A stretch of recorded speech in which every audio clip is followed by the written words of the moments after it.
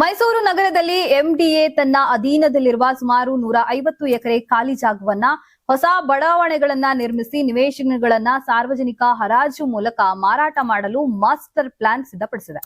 ಈ ಯೋಜನೆಯಿಂದ ಸುಮಾರು 1000 ಕೋಟಿ ರೂಪಾಯಿ ಆದಾಯ ನಿರೀಕ್ಷಿಸಲಾಗುತ್ತದೆ.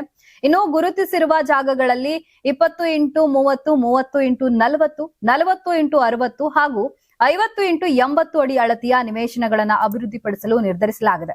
ವಿಜಯನಗರ, ವಿಜಯ ಶ್ರೀಪುರ, ದಟ್ಟಗಳ್ಳಿ, ಜೆಪಿ ನಗರ, ದೇವನೂರು, ರಾಜೀವ ನಗರ, ಲಲಿತಾದ್ರಿ ನಗರ ಮತ್ತು ಹೆಬ್ಬಾಳ ಸೇರಿದಂತೆ ನಗರದ ಹೊರವಲಯದ ಪ್ರದೇಶಗಳಲ್ಲಿ ಈ ಭೂಮಿಯನ್ನ ಗುರುತಿಸಲಾಗಿದೆ.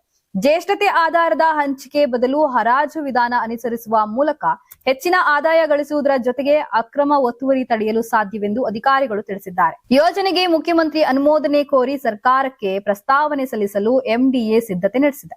ಯಾರಾಗ್ತಾರೆ ಎಂಎಲ್ಎ ಅಭ್ಯರ್ಥಿ 2028 ಶೀಘ್ರದಲ್ಲೇ ಪ್ರತಿದಿನ ಒಂದೊಂದು ಕ್ಷೇತ್ರದ ಟಿಕೆಟ್ ಆಕಾಂಕ್ಷಿಗಳ ಸಂಪೂರ್ಣ ಮಾಹಿತಿ ಪೊಲಿಟಿಕಲ್ ಜರ್ನಲಿಸ್ಟ್ ಕೆಎಂ ಶಿವಕುಮಾರ್ ಅವರಿಂದ ಕರ್ನಾಟಕದ ನಂಬರ್ 1 ಡಿಜಿಟಲ್ ಮೀಡಿಯಾ ನಿಮ್ಮ ನೆಚ್ಚಿನ ಕರ್ನಾಟಕ ಟಿವಿಯಲ್ಲಿ ಮಾತ್ರ.